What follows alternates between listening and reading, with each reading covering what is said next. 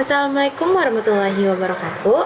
Halo teman-teman semua, perkenalkan nama saya Jessica Fanya Aurora. Saya dari kelas 11 TKJ 2. Di kesempatan kali ini, saya akan menjelaskan beberapa hal mengenai router OS Mikrotik.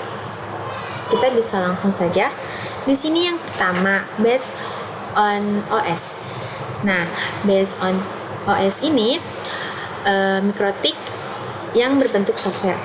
Nah, jadi di sini tuh ada yang berbentuk hardware dan juga software. Biasanya software disebut dengan istilah router OS dan hardware itu dikenal dengan istilah router board. Nah, untuk router OS ini merupakan software dari vendor Mikrotik. Router OS ini lebih ke berbentuk OS, sama seperti Linux atau Windows. Ini dapat diinstal di PC. Router OS dengan standar Stand Operating System berbasis Linux dengan versi 3.3.5. Jika ada pertanyaan, kenapa router OS itu diinstal melalui PC? Jadi, router OS diinstal di PC karena PC itu memiliki hardware yang lebih fleksibel dan bisa di-upgrade, seperti RAM, storage, dan LAN card tambahan. Jika kita install melalui PC, kita bisa custom. Kita lanjut ke pembahasan selanjutnya. Di sini yaitu ada router board. Nah, di sini ada beberapa contoh gambar. Nah, router board itu lebih ke hardware atau mengarah ke fisik. Dan dapat kita ketahui bahwa mikro itu banyak sekali fitur-fiturnya. Jadi, semisalkan router itu dibuat untuk menjalankan operasi router OS, segala fitur bisa terdapat pada satu perangkat, diperuntukkan khusus sesuai kategorinya. Segala varian fitur itu terdapat pada satu perangkat Mikrotik, yaitu router board, dan juga tersedia mulai dari low end sampai dengan high end router. Oke, selanjutnya di sini ada beberapa fitur dari Mikrotik. Mungkin kebanyakan teman-teman atau orang berpikir bahwasannya Mikrotik itu hanya sekedar router OS atau misalkan hanya untuk routernya. Nah, tanggapan ini kurang tepat ya teman-teman, karena pada aslinya fitur Mikrotik itu ada banyak sekali. Yang pertama, di sini ada wireless network. Nah, akan saya jelaskan sedikit.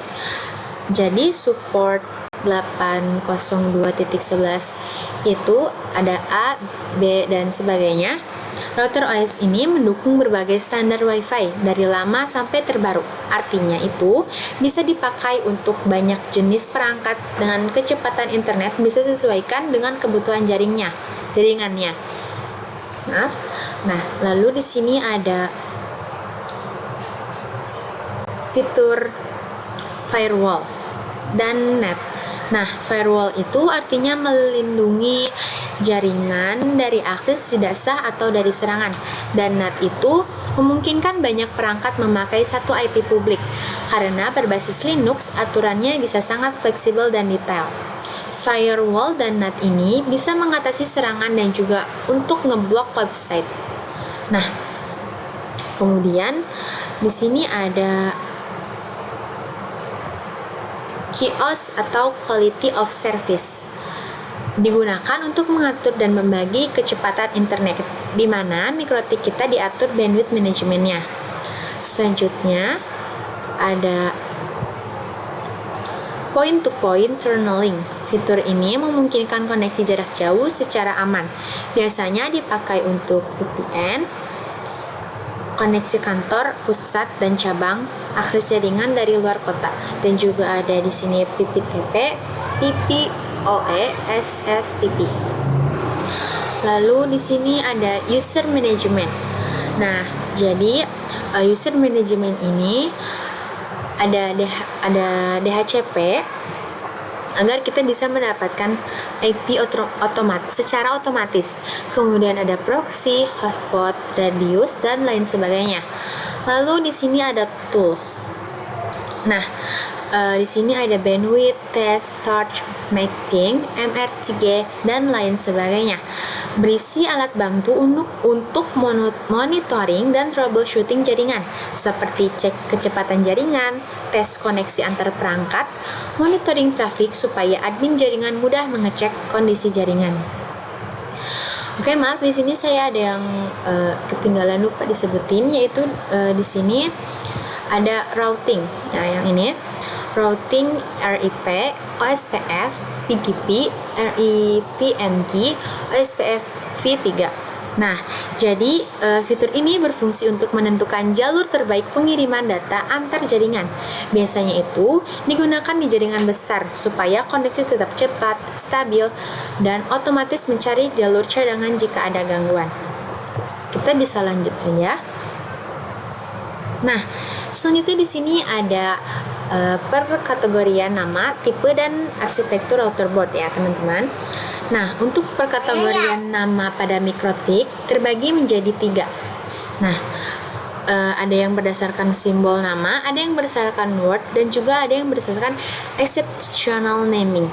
Jadi, untuk yang pertama berdasarkan nama atau berdasarkan simbol. Nah, teman-teman bisa lihat di sini ada RB751. Jadi RB-nya itu artinya yaitu router board. Nah, dan 7-nya ini merupakan seri atau kelas router, dan angka 5 ini merupakan jumlah port, dan angka 1-nya di sini merupakan jumlah short wireless.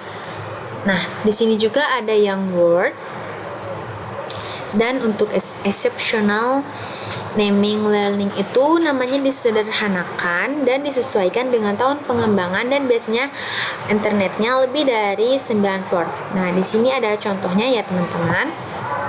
Oke, selanjutnya di sini ada perkategorian nama. Oke, di sini yang pertama ada you support port USB. Nah, jadi ini itu artinya menandakan bahwa perangkat memiliki port USB. Lalu ada A, memori lebih tinggi, dan level lisensi lebih tinggi. Nah, jadi ini tuh memiliki RAM lebih besar atau level lisensi router IC-nya itu lebih tinggi. Lalu di sini ada H, more powerful CPU, yaitu CPU yang lebih kencang atau kartu wireless dengan daya pancar tinggi. Lalu ada G, support port gigabyte. Nah, artinya itu port internet sudah mendukung kecepatan gigabyte sampai dengan 1000 Mbps.